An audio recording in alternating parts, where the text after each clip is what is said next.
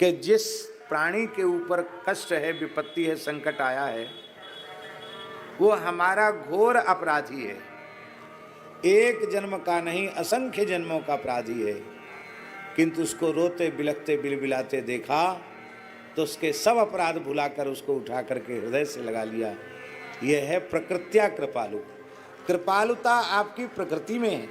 हम सब जीव अनंत जन्मों के अपराधी हैं। बार बार प्रतिज्ञा करके हम लोगों ने झूठ बोला है भगवान से, अब जन जाए भजो चक्र पाणी। बार बार कहा है अब जन्म लेकर भगवान का भजन करेंगे, पर प्रतिज्ञा भंग की है। भगवान की कृपा को अनंतों बार, असंख्यों बार ठुकराया है। हमारे जैसा नीच कृतघ्न पापी कौन हो सकता है? लेकिन हमारे जैसे जीवों को भी देख करके थोड़ा सा कोई रो ले, बिलबिला ले, हे प्रभु मैं आपकी शरण में हूँ, मेरे ऊपर कृपा करो, तो इतने मात्र से उसके सारे दोषों को भुलाकर अपनी चंदन चर्चित आजानुलंबित भुजाओं में भरकर उसे हृदय से लगा लेते हैं और सबसे अभय कर देते हैं। यह है प्रकृत्या कृपालु, प्रकृति से कृपालु और कृपा के समुद्र हैं। और कैसे हैं? शीलवान है। विनय पत्रिका का तो 100वां पद शील गुण पर ही। विनय पत्रिका का जो 100वां पद है उसमें भगवान के विलक्षण शील गुण का वर्णन है। सुनु सीतापति शील स्वभाव, मोद न मन तन पुलक नयन जल, सो नर खेहर खाओ। सीतापति के शील स्वभाव को सुनकर जिसका हृदय आनंद से नहीं भर जाता, जिसके शरीर में रोमांच नहीं हो जाता, जिसके नेत्रों से प्रेमाश्रु जल बहने नहीं लग जाता, तुलसीदास जी कहते उसका के चरण कमलों का भजन का अर्थ सेवन करते हैं। आपके चरण कमल कैसे हैं? बोले जो निष्काम भाव से आपके चरण कमलों का सेवन करते हैं उनको वह स्वधामदम आपके नित्य धाम की प्राप्ति करा देते हैं। इसका तात्पर्य है अत्रि जी के कहने का कि आपके चरण कमलों का सेवन निष्काम भाव से ही करना चाहिए।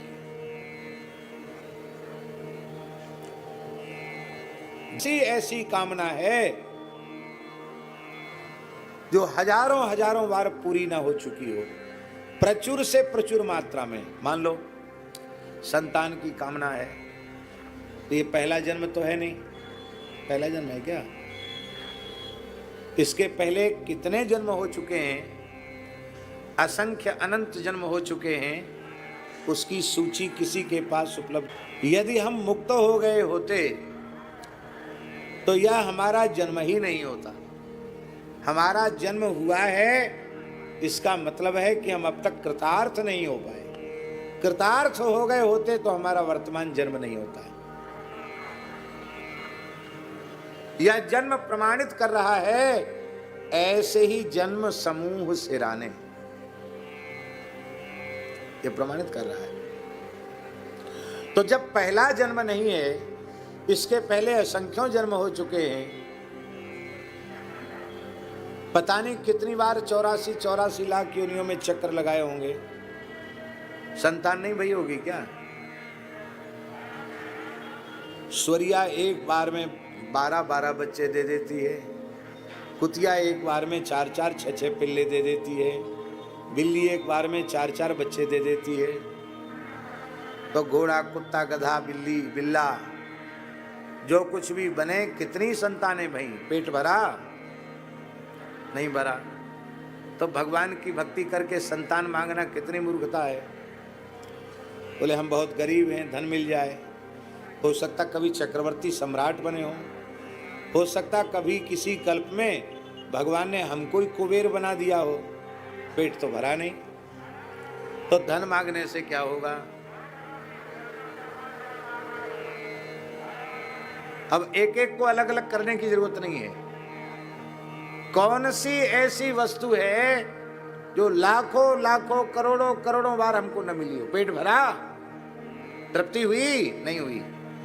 तो उन्हीं वस्तुओं को फिर से मांग लेना, ये मूर्खता है। इसलिए हे नाथ, आप अकारण करुणा करने वाले हैं, ऐसी कृपा करें कथनचित मेरे मन में कोई कामना उत्पन्न हो और मैं उस कामना की पूर्ति के लिए रो रो कर पुकार पुकार कर आपसे प्रार्थना करूं कि प्रभु मेरी यह कामना पूर्ण कर दीजिए, तो भी आपसे निवेदन है आप मेरी कामना की पूर्ति कभी मत करना। क्यों? किसी लड्डू में जहर है और वो लड्डू बच्चे के हाथ लग गया, बच्चा भूखा है, उसे खाना चाहता है और मां की नजर पड़ जाए कि जहरीले लड्डू को बच्चा खाना चाहता है, तो क्या मां उसे खाने देगी? उसके हाथ से झपट कर छीन लेगी। बच्चे को लगेगा देखो हमको मिठाई नहीं खाने दी, हो सकता बच्चा नोच ले मां को, दांतों से काट ले, माथा पटक ले धरती पर, कितना रोए चीखे चिल्लाए, पर उस जहरीले लड्डू को मां किसी भी हालत में बच्चे को खाने नहीं देगी। हे प्रभु, आपके चरण कमलों के अतिरिक्त ब्रह्मलोक तक का सारा वैभव जहरीले लड्डू के जैसा है। इसलिए मैं रोऊं, चिल्लाऊं, गिड़गिड़ाऊं, आप मेरी इच्छा कभी पूरी मत करना, आप मेरी कामनाओं का नाश कर देना। अकामिनाम स्वधामदम, इसका आशय समझे। इसका आशय है कि भजन भी कई जन्मों में बना है, पर इस कामना ने ही हमको भोगों में भटका रखा है, अटका रखा है। इसलिए हे नाथ, आप हमें कामना रहित बना दीजिए। जो कामना रहित होकर मैं